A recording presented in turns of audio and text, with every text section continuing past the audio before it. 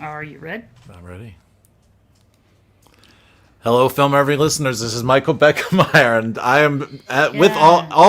as always, with A balding the Ewok. Don't balding even say Ewok. my real name. Yeah, yeah. You don't really I don't exist. exist. Yeah. If you think you don't exist and other people think you don't exist, I would like to spend just a little bit of time with him to explain how I know for sure you exist. I think I exist in people's minds. No, you exist in my realm of misery. Right. Like it's how I know I'm alive Yeah. because of the suffering involved. That's how I know I'm alive. Because I'm like, oh, another day. Another day. Well, today we have our guest is Louise Levison, who wrote this book, and I think this is the eighth edition. I think The eighth edition. it's the eighth edition of Filmmakers and Financing, business plans for independent filmmakers to help you raise money for your film. So Yes. Currently, I should say, in the middle of all this, writing the ninth edition. the ninth edition. When you Say No her idea what name. to say. yeah, This is Louise Levison. I Yes. said her name. I but didn't you're gonna hear make it. me say it again. Okay. Louise Levison, author of Filmmakers and Financing, who. So let me just real quick. You mentioned that when we spoke by phone earlier. When you write your ninth edition of the book, how much rewriting do you have to do? Do you just update it, or do you have to like a page one rewrite? It depends on the chapter, but generally a lot more now because of changes that have been going on. Mm-hmm. Although I realized at first I kind of panicked because the theaters were closed. And then I realized if somebody hired me to do a business plan today so they could help them raise money, they might start production next year. The chances are in 2023, maybe sometime towards the end, they'd be ready to go to festivals. Yeah. So they're not going to be anywhere near a theater before 2024 or 2025. Yeah. So now I feel better. Yeah. Well, No, I did. I did. Tell me I was wrong then. I did recently read that they think the box office might not rebound until like 2023 anyway. So it's yeah. There's like we're in sort of a weird holding pattern, I guess. And I got like an early Hanukkah / Christmas, any other holiday you want to celebrate present from PricewaterhouseCoopers that just put out their forecast for 2025. Oh, really? Saying that yes, it would just be slightly below what it was in 2019, the North American box office. Oh, well, you have Which is breaking news info right there. Yeah. Okay. So that makes me feel. I mean, actually, the book tells you how to do the numbers. The book, unlike my business plans, the book doesn't tell you what the numbers will be. Mm-hmm. So, but it makes me feel good about business plans too. Right. Okay. But so I kind of did that part first. So it's mostly. There's always a lot of changing, and it's funny. I said to a friend of mine today. I said. I was reading something every year. Every time I redo the book, I read something and go, I said that? It's hard to edit until later. I have that same conversation with Brad every time. He's like, I didn't say that. But Brad's just forgetful.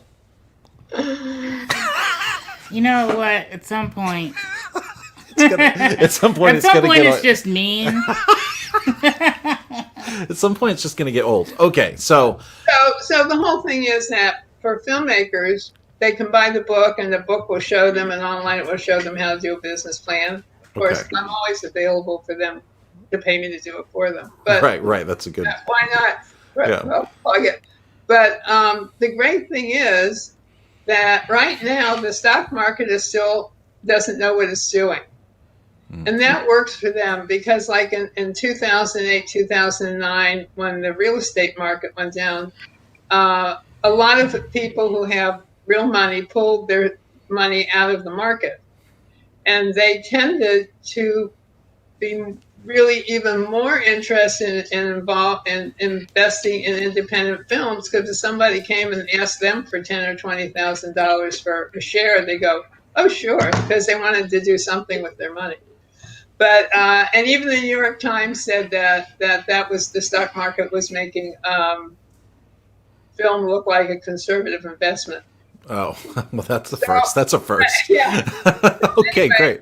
but in any case, you have to raise money from people to make your film. That's why you have a business plan. That takes time, and that's why I've been trying to tell people. I have a newsletter, my website moviemoney.com, every month, and I've been trying to tell them every month, whether it's me or you buy the book, and which is a lot cheaper than me, and want to do it yourself. You start now because you have to raise the money. And by the time you raise the money, hopefully when we get into next year, it's going to be more areas for you to produce are going to be open. And insurance is going to get better, hopefully. And you have to make the film. That's going to take you a year and a half, unless it's an animated film, which will take longer. So that's why I said, this is when people are projecting what's going to happen, like when I'm doing it now, I am projecting into 2024, 2025, because that's about when people are going to get their films out. Okay, so before we get too far into it, because I have a million questions, we have a million things we can talk about. No. It's not you. Could you just give everybody like a Trying to get the camera to focus. Yeah. Okay. Well, can you cut back? Could you give everybody a rundown of who you are, where you got started, how you why are you the expert, all that stuff? Because it's an interesting question. And when my mother was still with us, she answered just a lot. She said, "I thought you were going to be a teacher." I went, "Well, I sort of am." Yeah. Actually, I started out. I wanted to be a nurse from the time I was a little girl.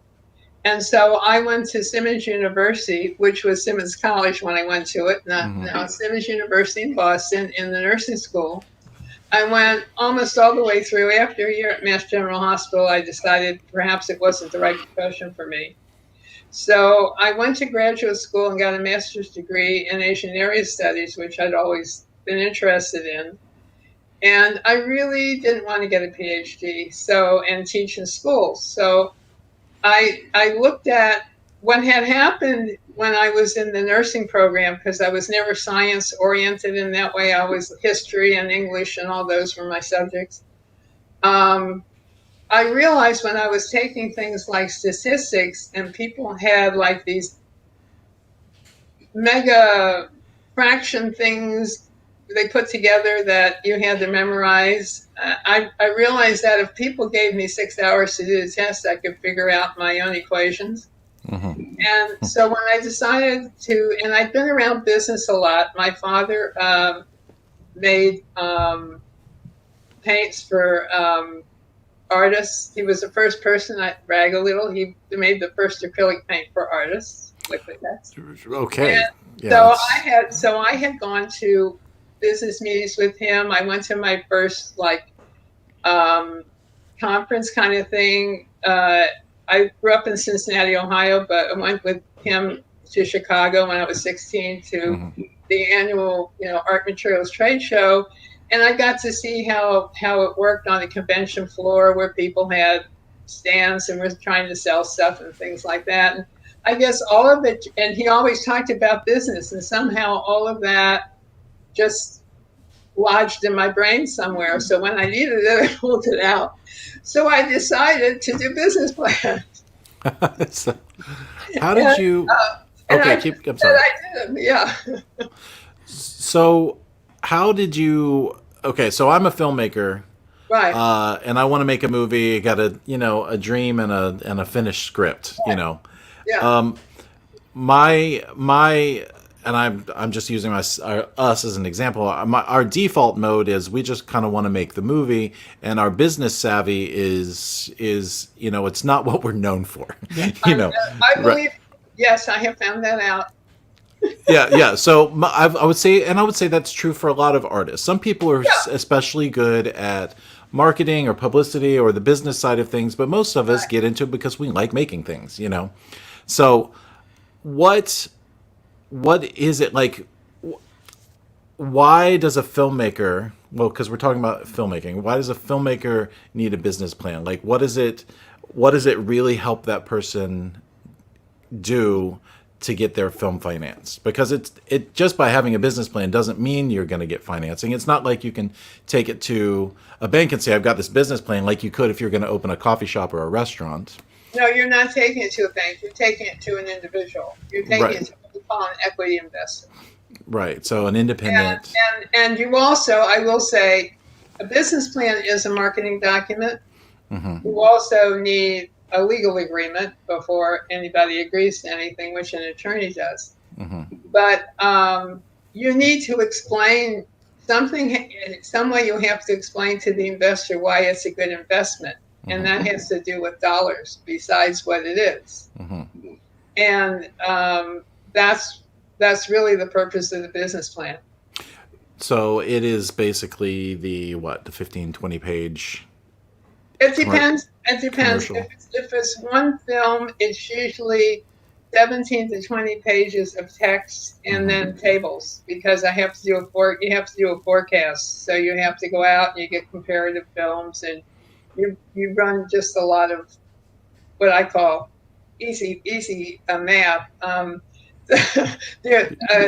of the reasons I moved to Florida, I have to say, is that a longtime director client wanted to make a documentary on film financing, and so he was inspired by my book, and also I wanted to get out of LA after all those years, and my parents had retired to Florida, so I was really familiar with it. And he gets upset when I say to people when I'm doing seminars or something like that, well, I'm not good at math anyway.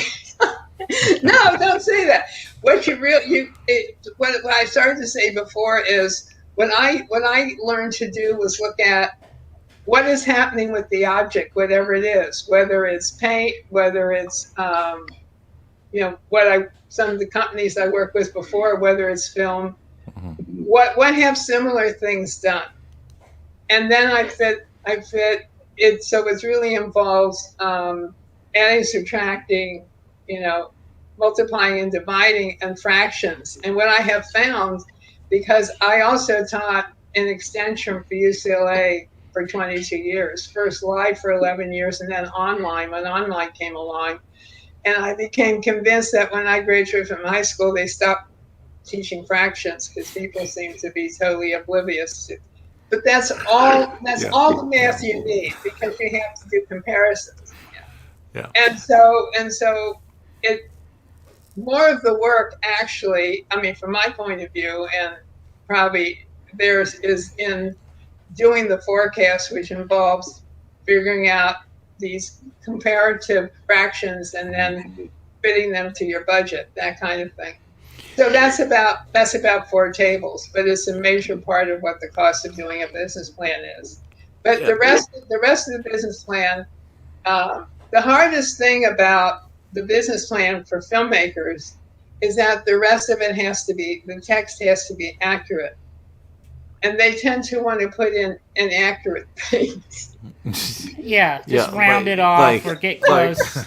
You mean, hey, bullshit a little bit? This would be a perfect, I'm planning on having Robert De Niro. Of course, Robert De Niro never heard of you, so, you Right. Yeah. Well, so that's what everything you just said sounds like, kind of like gibberish to me. Like the fractions and the project. No. What I'm saying is, like, that's why, that's what I'm saying is exactly that.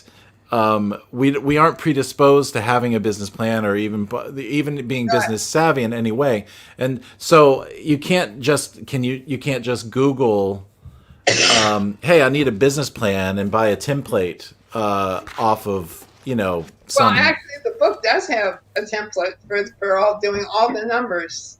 And about the 4th edition of the book is when things started going online, and then my publisher wanted me to put on an exercise showing how I did every single number in one of the forecasts that's in the book. In the book, I have three stories that I use in a sample business plan.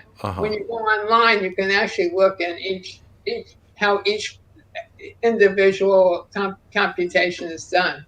So if you really want to do it yourself, you can do it. And my feeling always was that not everybody can pay me, at least they'll know how to do what they're supposed to be doing. Yeah.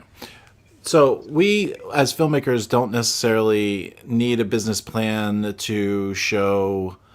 I don't need to hand it off to Brad and say, here's what the movie is going to be. And I don't necessarily need it to show my parents or my rich uncle necessarily. But you're talking about attracting someone who is an investor who might buy in for like $10,000 or $20,000 a piece, who is used to communicating in those ways. Like they'll look at a business plan. Okay. What they're used to seeing. Yeah, they're used to saying. You know, the famous thing, them that has the gold makes the rules. Right. So we have to come, we're having to come to them. So that's why we're having to do the business plan. But the text in the book explains, you know, how the industry works, what your story is, one of the other most important sections that is a chapter I'm working on right now is the target markets. And that's the thing that's taking probably more time for me to redo than the other things, because things change, and you know, it's all about who's going to go see the film, what's out there, that kind of thing, what's happening, you know, because then the genres change. It's not just thriller and comedy and romance. There's all sorts of things in your story that you can match, you can get real numbers for, or that kind of thing. In fact, because I didn't want one person to be able to copy a lot of text, because I did a horror film and they were going to do a horror film. I used cat stories in my book. And I actually went out and I can, each time I do this, I can find numbers on people who own cats and all that kind of thing. So it's the same kind of thing too. Yeah. What's the population? Yeah. I skipped forward in your book because I'm working through your book now, but I skipped forward a little bit to look at your sample business plan. Yeah. You've got a whole cat trilogy. Right. Well, the third story changed again this year. Yeah. We have a new cat to introduce too. So what's changing? I mean, not what's changing, but what has changed, I guess, because in the 90s, it was theatrical.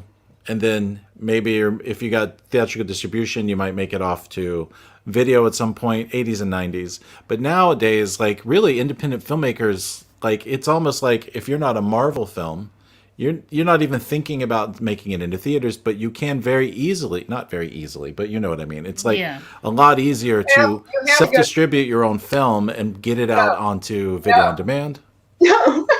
No. She's saying no. Self-distribute your own film. Right. I've seen people give lectures on that. You know, filmmakers say, I self-distribute my own film. Well, what happened? Well, it was 8 years, and I finally, you know. Right. Well, the self-distribution part, I'm not necessarily, but I mean, your whole distribution model can be to do streaming. This is the important part. The only way you have numbers to show an investor is the film goes out theatrically originally. Otherwise, there's nothing to tell them. Yeah. And that's why PricewaterhouseCoopers is now my favorite company, because you have to project that. What we don't know at this point is whether or not anything is coming back from streaming. It never was before, but now that whole streaming area is crowded. And my feeling is, I'm going to see if I can find out from a few people before the book is published, is that, you know, if the indies like A24 and Neon are doing deals with Hulu, I can't imagine they're not getting money back from Hulu. And if they're getting money back, the filmmaker is. But that won't be something we're going to know by the end of August when I have to hand the book in. So. Right. You know, but yeah, so you have to, and there still is DVD. There's even still DVD, which is supposed to disappear a long time ago. So, you know, I'm still getting numbers from the Digital Entertainment Group on that sort of thing.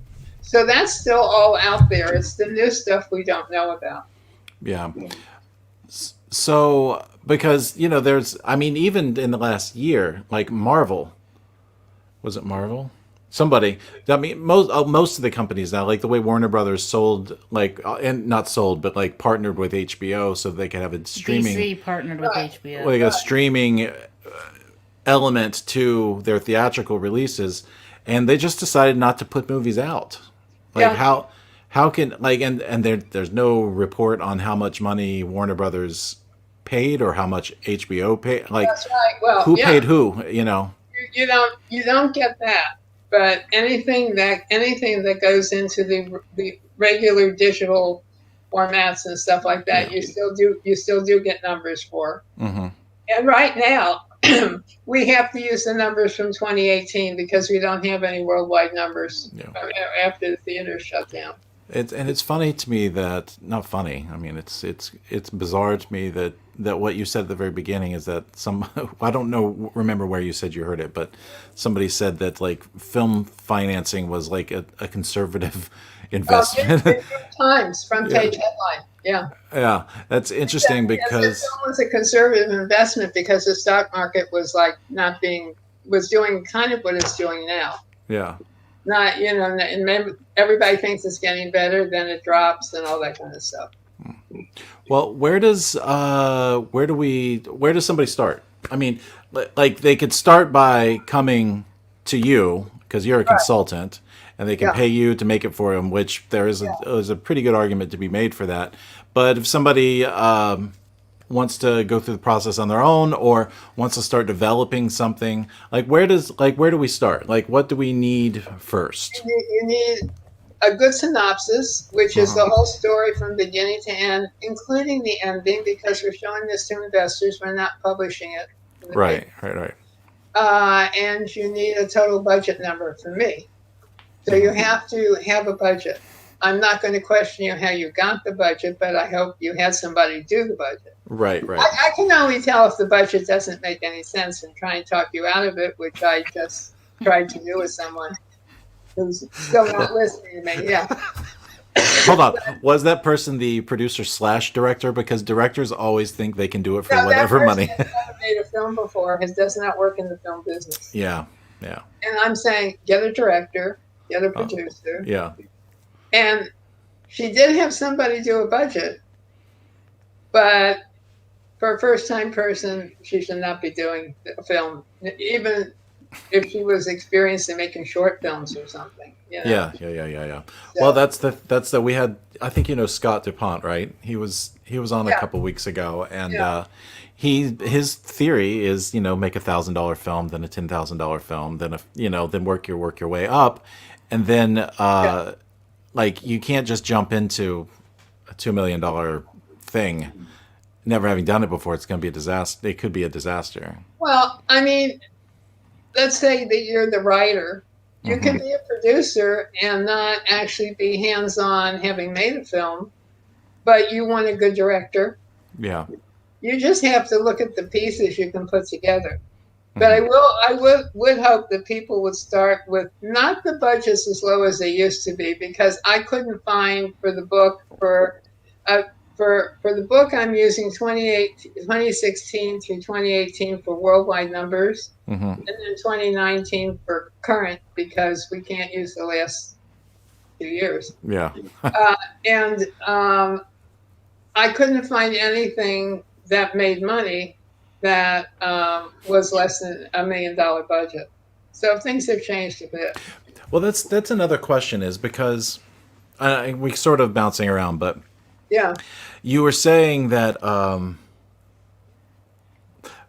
movies are notoriously unprofitable. I don't know how to say it. They're like you they don't normally make money. It's like it's rare that they actually do make money. It's not that rare. How do you present the information though to convince to woo an investor in? I have to do the research on the films. Yeah. Box Office Mojo has box office. Yeah. Hopefully, I found that. I may not know the technical side of it, the internet, but if a budget is out there, I will find it. Yeah. And so in order, now normally I can't right now because we don't have anything, but I'm tracking it anyway. normally I will have something every month also that shows like independent films. But on Box Office Mojo they show it, and sometimes they do have the budget. And if I can tell by looking at the budget and the box office if it has a potential of making a profit, Mm-hmm. and then I have to buy the rest of the information from the Nielsen company. Right. So that you can have all the data. Yeah, because now people don't want to do that. They want to try to pick up free information, which will be wrong, but that's what they do. So So there's enough information for me to, but the film has to have been around, gone, and have a little bit of foreign at least to add into it. yeah. And I'm not saying people still could make. I mean, in documentaries you can make a $500,000 budget. And the hardest thing though is to have I have enough documentaries to do a business plan, Mm-hmm. but it's not like other feature films. You don't have them being that successful every year. Yeah. So that's a little bit harder. But there's plenty of films that do make money, and independent films. And there's a lot of films that don't. I mean, I used to have every once in a while, not so much now, I would have clients who would say, well, because when I do a forecast, I do a low, which is break even. The investor gets his money back, but nobody makes a profit. Mm-hmm. Then I have a moderate, which is what I really think the film will do. And then I have a high in case it just goes wild or something. So we're really looking at the moderate for the forecast. And a lot of people would say, well, why don't you show the film losing money? I went, this is really what investors like. No. They don't. So I have 3 or 3.5 pages in the financial section of explanation of how I do the numbers, pointing out to them we don't know all the movies that are out there. We don't know all the movies that lost money and all that kind of stuff. So I don't know if this is off topic, but how do you know, like, filmmakers trying to work their way up and trying to, get a... I mean, it's like you got to meet people, and then you have to do everything right and do the budget and all that. Part of the problem is like, sort of a procedure. Like, how do you know? What can you do so that you can know who to trust, or do you just keep, doing it until you? Hopefully, you can find people that you can work with. For instance, particularly early on, I found this more, but I would see lots of gossip about actors, and people, would have actors in their business plan, that kind of thing. And I would say to the filmmaker, here's the email for the, if I couldn't find it, they could, for the person who was the line producer on the film. Call that person, because he'll talk to you rather than talk to me, because I represent corporate, even though I'm not, and that kind of Hollywood corporate. You hopefully, in every town almost, there's a film commission. They give, people come and give lectures at schools. You have to go out and network where you are. And hopefully you're probably better off being wherever you are than in Los Angeles or New York, because there's so many filmmakers there anyway. But most cities, unless they're really small, excuse me, or like here in Florida, the state used to have an incentive they killed down a long time ago to help you make a film. But the film commission in the county where I live does, the film commission, there's 2 film commissions further north that do, I think in Orlando they do, that kind of thing. You just have to try and network, and now you can network online more than you used to be able to, which is actually kind of helps a lot of people during this time, because more people are online to talk to you for free, things that you used to have to pay for before. I was listening to something that IndieWire, the reporter, I was like, I never know what to call it, like the newspaper, but it's online. Yeah, the newsletter or something. And they had somebody from Neon, they had somebody from IFC. So, see what those are. When you see those, see if you can sign up. And as I said, it's for free. Also, at the film festivals that are online now, they're letting people hear their things for free. So it's actually allowing more information to get to more people than say I've been to Sundance 28 times. Well, unless I was at Sundance, I couldn't hear any of the panels. Now people can hear most of the panels for free just by logging on. And that's really a help. And that's what you have to do. And you have to email people and look and see what people have done and see if they'd be a fit for your film and tell them who you are. And it's in every business before you had to go to, I would say, the library. Unless you're in a college, you don't know what a library is anymore. Right, yeah. You can find out a lot more. And when you want to approach investors, you can find out about their whole life before you ever approach them, which gives you an advantage of knowing how.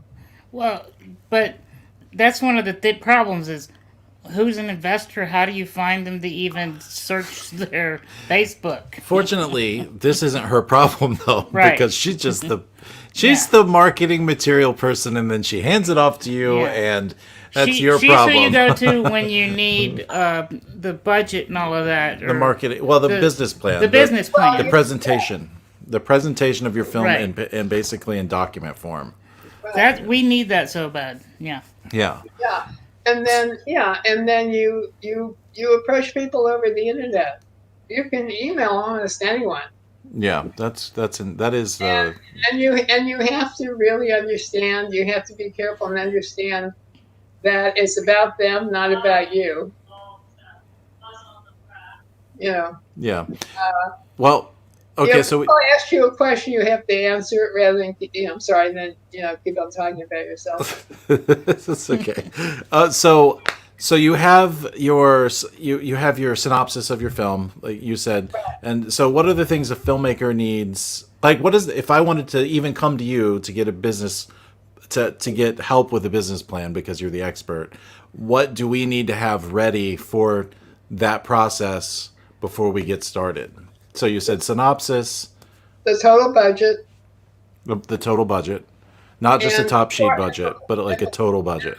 And before, I don't want to see I don't do budgets. And the only thing is, I will if I know you can't make a film, and this I haven't done this too often. I usually don't refuse people. Actually, I never tell people I won't do it. I become annoying, so they won't want to hire me. But which is hard, of course. But if somebody said, well, you say to me they're going to make a $300,000 film with 12 car chases in it, I'm going, no, you're not. Sometimes I can tell that the budget has no bearing, but I'm not. Nobody wants to hear your negativity. Nobody wants some Debbie Downer telling me I can't do what I want to do. That's right. That's me. So, so really, those are two things. And if you have people attached, what we call above the line, producer, director, actors, or even if you've exchanged emails, I need something in writing that says a person is interested. Mm-hmm. And then I will say exactly what you have. Now, there's formats that attorneys will have, and attorneys I work with, usually you can find those for free online too from attorneys. But that's something that people will put together, that says they're interested. But, if Robert De Niro says, I'm interested in doing your film, then that's what you put in. You don't say he's attached. You say, You say Robert De Niro is interested in doing this part. But I'm saying it has to be accurate. Because the other thing about investors is, and this is not just for filmmakers, but more so sometimes in film, I think, they're very strange. And they get very upset. It takes a long time to raise money for a film, and sometimes you can't. And sometimes people raise development money, and you should have an agreement that a lawyer can put together, because development money is never paid back if the film isn't made. And that's clear when people sign it. But I have found that investors will ignore the fact they know legally they're wrong, but they will sue you anyway. And they have money, and probably you don't. So you don't want to get in that situation, because people, and I sort of like wrote this in the book, one of the early lectures somebody told me what they were going to do, and I said, well, the investor will sue you. So they kind of like threw up their hands and shrugged their shoulders, which I spent a long time trying how to describe that in the book. And I said, well, this is what's going to happen. They will sue you, and you will be sorry for the rest of your life. You will be penniless. I have Right. well, you go ahead, Well, but I have a question yeah. after you. So I was something you said on the phone when we spoke a few weeks ago. You said that what you just said, basically, you said it is not a legal document, but you can be sued over it. Right. Anything. Explain how or why, or like what, like you just said. Is it as meticulous as saying Robert De Niro is attached, and then you get somebody to invest money in your thing, but then you find out he's not attached? Right. Okay. Absolutely. So, do you have like an actual like real life story? Yeah. Okay. There's also. I mean, that's the most common thing that's done. But everything, the history, how things work, the target market area, everything in that, there has to be, background for it. There has to be something you can show that says, well, yeah, this is what so-and-so said. You quote people, you have to have proofs they said it. I mean, there's a wonderful, wonderful quote that I wish I could put in that one of the producers at Disney said long before the Hollywood Reporter and all those took everything online. And because it was only written, it was written, and I couldn't keep every Hollywood Reporter I ever read. I can't say the person said it because I can't prove it because it's not online.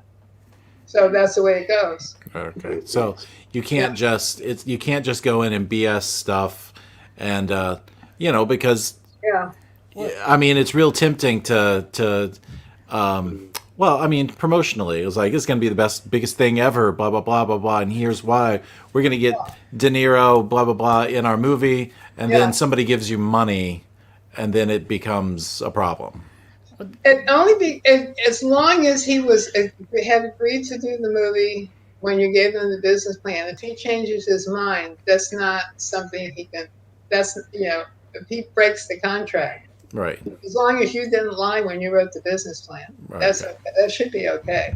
As I said, they can like go crazy anyway. But I think depending on what state you're living in, it's very strange. Judges have different ways of approaching it in different states. I just wanted to, I'm assuming, are there resources in your book that show where people can go to get accurate numbers on things to put there?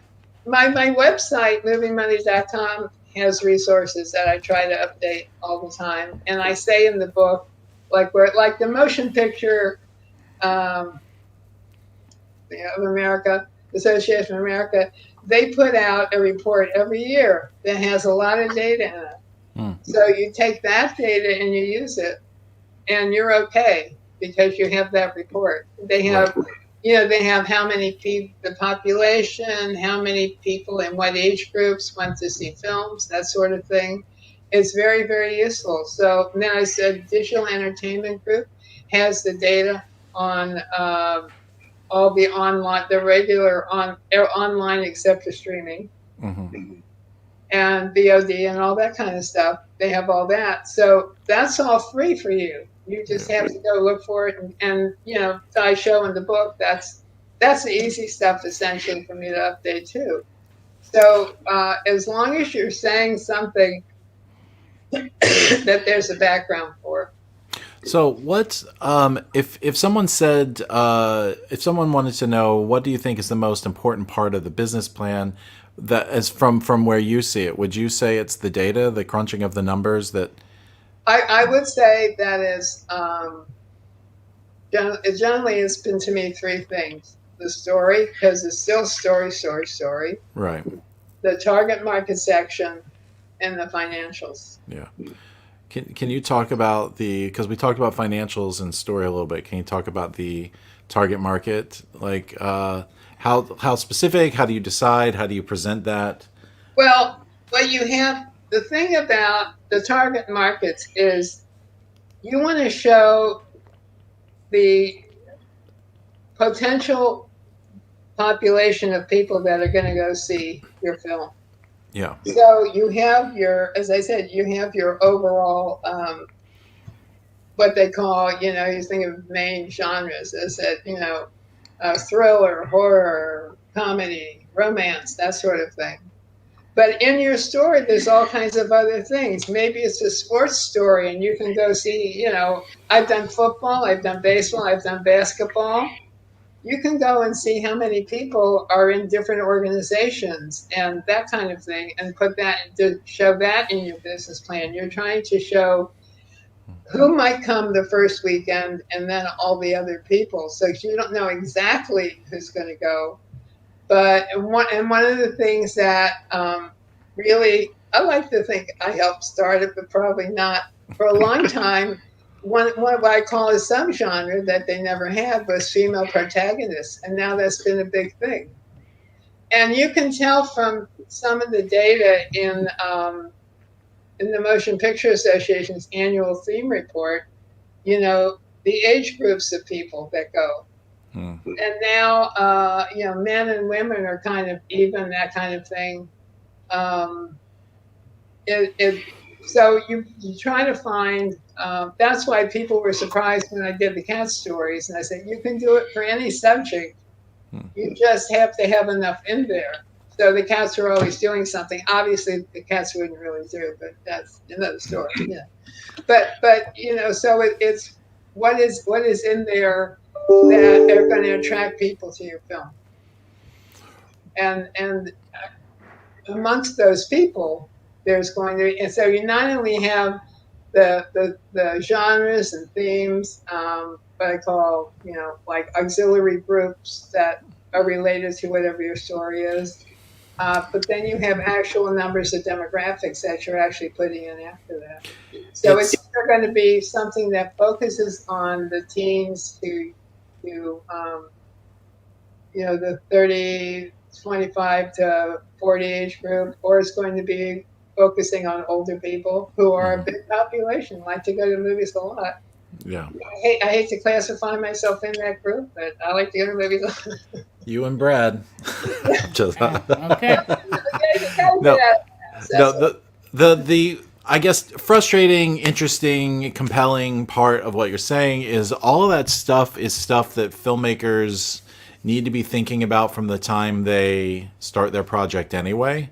I don't, it doesn't sit well with me to say, read demographics and then figure out what movie you think you should make next. But having an idea and knowing exactly who you're going to be making it for all the way through from beginning, middle, and end is something you need to know anyway.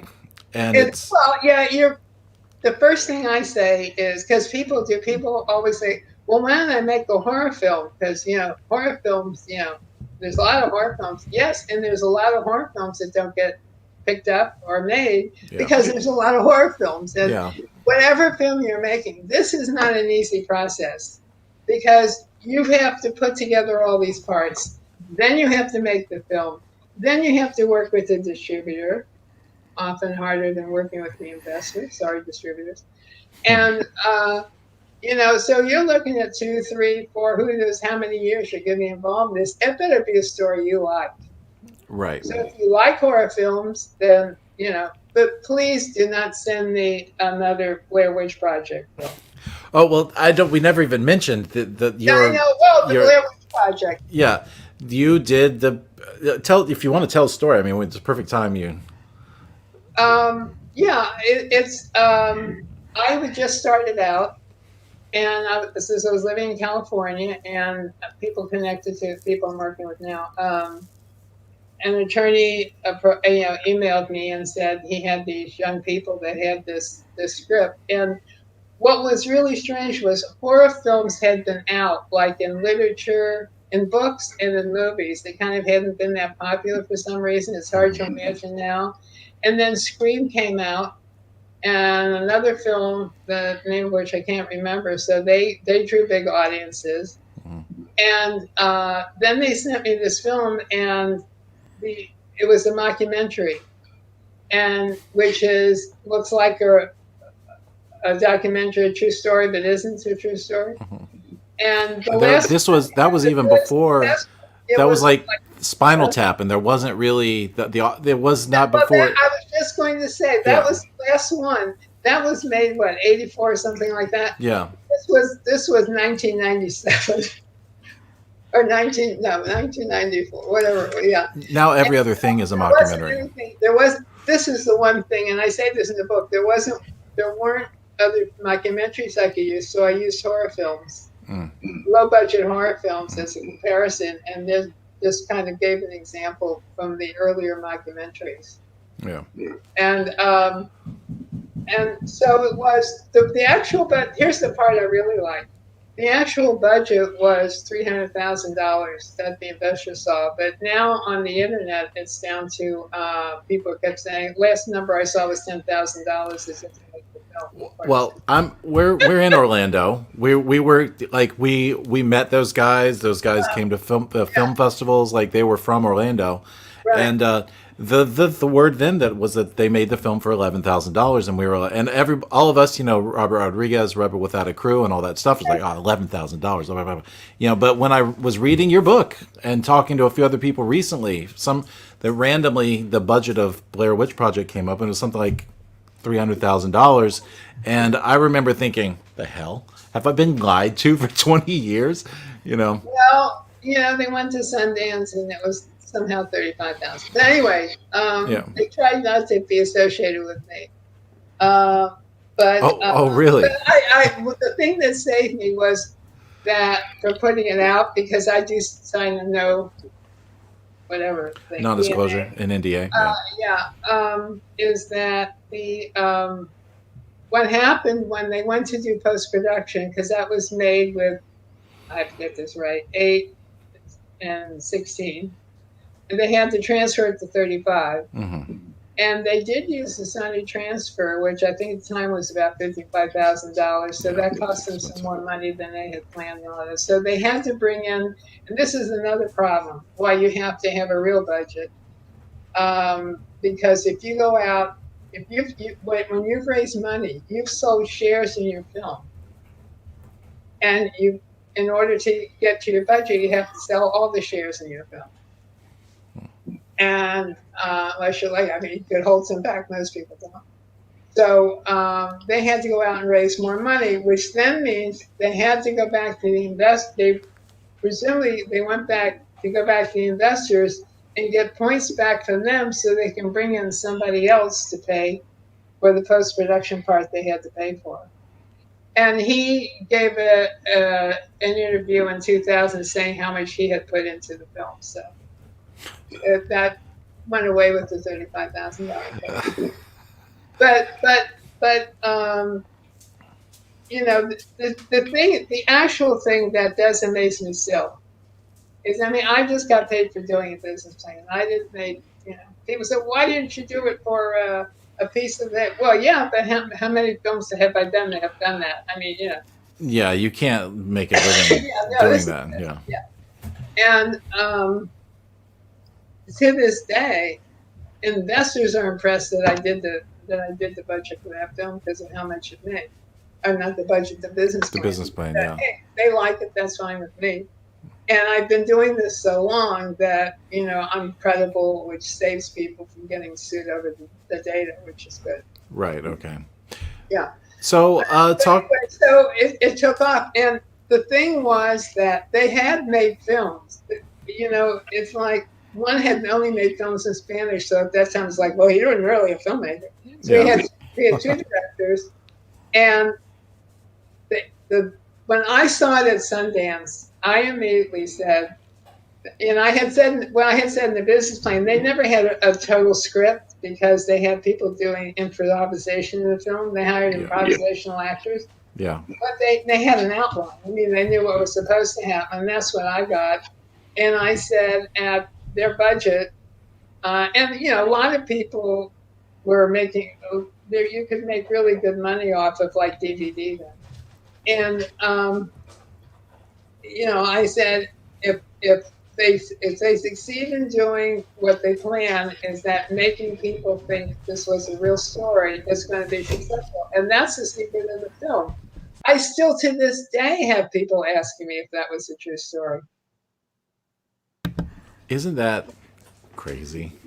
I know. Not only that, I've been accused of lying when I say, "Who are you protecting?" When I say it's not a true story. And why? That's crazy, because back then it was everybody was, it was part of the the buzz, the ruse is that it was. You didn't have all this social media, but people, that's what you want. You want people saying, "You have to go see this film." Yeah. And then I would run into people who were older who had gone to see the film, who were whatever 40, 50, 60. I didn't like it, and I would go, "Well, thank you for your $10." I mean, but well, that's what made the U.S. box office so big. Was that kind of word? Yeah, people say you have to see, and then they would go with friends to see if their friends got scared. Yeah. It's kind of the same thing later on. One of my nephews was big on The Matrix, and he'd go see one of the Matrixes, and then he wanted to go see it with his other friends to see if they liked the special effects or something. Yeah. So people would go multiple. I did that. Yeah. I took every friend, every person that hadn't seen it. That was him. He's still talking about The Matrix. 5 times. Yeah. That's the only movie that I've repeatedly saw in theaters, I think. Yeah. Well, okay, so you mentioned it a few minutes ago. You were talking about the documentary. Do you want to talk about it some? Do you want to tell people about it or what it's about? Well, there's not too much I can say. It's called, the nice thing about it was the director is calling it Movie Money Confidential. Thank you very much for naming it after my website. Yeah. But right now I'm not involved. I'm an actor in the film. Right. I opened the film actually talking about the business plan for a Blair Witch Project. But because he interviews a lot of investors in it, and it really can work for people who aren't even in film, showing them, how investors think, how different they can be. Mm-hmm. They're not like all alike and all looking for the same things, that sort of thing. And he interviewed people who didn't invest, people who did invest, that sort of thing. So it's interesting. He even has commercials for a company running like a crazy commercial in there showing. Oh, really? Okay. Yeah. So it's so basically there's not too much to say until someone actually signs on the dotted line and is putting it out. I know they have several. They're always in talks, and people say, "Oh, we want it," but they have. The pandemic kind of like was a problem, but still people have to sign something. Yeah. So we're talking. Should be out soon. Yeah. So we're going to go ahead and wrap it up. But if there's if you want to let people know where to find you, I don't really even know. I mean, I haven't even finished reading going through your whole book yet. So there's so much that I'm sure I don't even know what to ask you, which I'm sure, you know what I mean? So we can do another episode. There is so much that you have, like, experience and, real world experience that I feel like filmmakers, indie people just don't have. So I appreciate it. I know we bounced around a whole lot. It's just because I'm not even really sure. We're in that process right now. We're trying to get to that part. Yeah. And so we're just very inquisitive. Okay, what's our next step? Yeah. What do we do? How do we do this? One really short anecdote. Yeah. I'll take, Just because I like to put this in one, as I said before, one of the things about talking to investors is listening. And when a few years ago, somebody who had a radio show in LA had myself and a well-known director come and be on his show. And when we got there, he suddenly said, "Well, Louise, you're going to be the investor, and he's going to be the director, pitching you something." So he started pitching. He's going through all this stuff. I asked him 6 times what the budget was, and he never answered me. So what I'm saying is the biggest thing you have to do is listen to the investor and see what they need. And if somebody says, if you have a horror film and they say, "I really don't like horror films, I don't want to do it," don't argue with them. Have a nice relationship. Say thank you very much. And if since you like romantic comedies, could I come back with one? Should I make one? They'll say fine. Okay. That's, I just wanted to throw that. Right. So you actually, it's almost like she knew what my next question was. Oh, I normally wrap up with people, and we'll ask them what are like top 3 things that you would tell somebody who's entering into this process. One of them, I guess, the first one is listen to your investor. Right. Do you have 2 more? Well, if it's a relative, still sign an agreement. Don't. Oh, still. Do I was gonna say, definitely. I have had people who've been sued by their relatives for their first film because and their film was successful, and hello.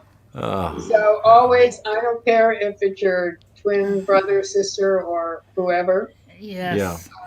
But best friend. If you mentioned rich uncles before, usually it's been a rich uncle. Yeah. I wish I. So that kind of thing, yeah. And also people you're in business with. I've had people who one's been a writer and one's been the producer, director, or whatever it is, who talked to me on the phone, and I made it sound, the business plan sounds so great that I was going to do, and then he had sent me a check, and then they just had a handshake agreement. And so the writer said, "Well, no, I want more money now. I want a bigger piece of it now." And they got in a big fight and never made the movie. But he'd already paid me. I learned to do the data first. You can say, "Well, I already did," most of it. So yeah. But that kind of thing. You also have to have an agreement with the people you're working with. I don't care how long you've known them. Yeah, I just want to add to that I've experienced where, there are people that you trust with your kid and your baby and all of that, but they will forget what was exactly said or misinterpret. Miscommunicate. Right. A miscommunication. And because you don't have a piece of paper that, look, this is what we did, then it's like one of you has to give up your end because the other, one is more stubborn than the other. So you got to have, it doesn't matter. What are you talking about? You know who I'm talking about. I understand what he's saying. No. There's an inside joke. So, and development money is not a piece of the production money. Development money is like when you get $10,000, $15,000 because you're going to pay me, you're going to pay an attorney, you're going to maybe pay for the rights to something, whatever you're doing, or give an actor some advance money. That money, when in the agreement that the attorney writes, that person will get paid back 2 or 3 times their money they put in out of the production money, but they won't get a share in the actual production. So again, if it's the Blair Witch Project or something, you lose out on that. And then if you want to, if you want to stay friends, you can give them part of your points, that sort of thing. If you want to stay friends. Yeah. All right. Well, tell people where to find you. You mentioned your website, but go ahead and say it again. Moviemoney.com is the best place. My Louise Levison at earthling.net is on there, so that's how you email me. My phone number's on there. I still have an LA phone number because when otherwise I'm not really in the film business if I don't have a name. Oh, really? So everybody needs to change their numbers. I'm going to change my number today to the LA. Yeah. We can spoof it to where it looks like it's from California. Yeah, we're officially in the movie business. We got an LA number.